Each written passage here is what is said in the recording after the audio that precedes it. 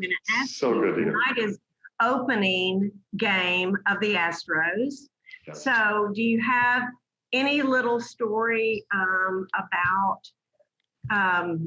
filming with the key players in the Astro commercials that we all love so much? Sure. Well, the first year we filmed with Jose Altuve, his English was not very good at all. And so we didn't give him very many lines, yet he's very funny. He's just a comedic person.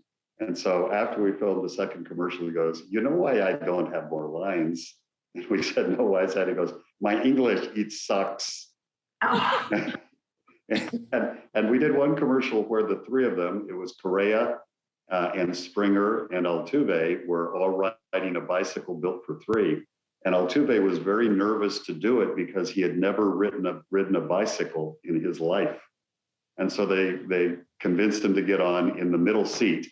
You know, there were three of them lined up, one right behind another. So they got him in the middle, and Altuve was so short that his feet didn't reach the pedals. And so he basically sat there while the other two guys rode him around. But Jose Altuve is really a lovable guy. And although he's listed as 5'8" in the program, maybe he's 5'5". He's really not very tall at all, but it is amazing just how good he is at connecting with the ball. So I've been so fortunate to film commercials with so many different athletes, whether it's been off of the Texans or off of the Astros. And it's really fun to get to see them outside of their uniforms. And in particular, when they're together, they really have a good time together. And so, yeah, it's been a lot of fun. So you forged some friendships, it sounds like. Yeah, absolutely. You know, just once I've asked, can't I be like be the star or the superhero? And they're like, no, you have to play the dumb guy. And luckily for me, that's not a big creative stretch that I'm able to do that without a lot of acting. Okay, well, we also have Saturday night a huge basketball game. Yes. For the state of Texas. We have the Baylor Bears and the U of H Cougars.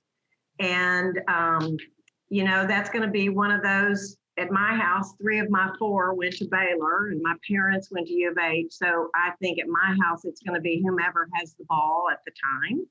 Yes. So do you have thoughts on that game? Well, obviously, it's great to see 2 Texas teams be in the Final Four. It's just too bad they couldn't be in a different bracket and meet in the final game, potentially.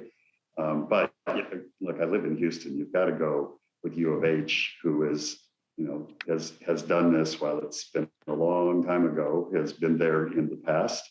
And so, they're just such overachievers. And it's so nice to see a mid-size or a mid-conference school do so well. On the other tier, my alma mater, USC, played in the Elite Eight against Gonzaga. And had they won, it would have been USC versus UCLA and Houston versus Baylor, which would have been so much fun. But it appears to me at this point, while I'll be rooting for U of H, it does appear to me that Baylor and Gonzaga are most likely the teams of destiny to meet in the finals.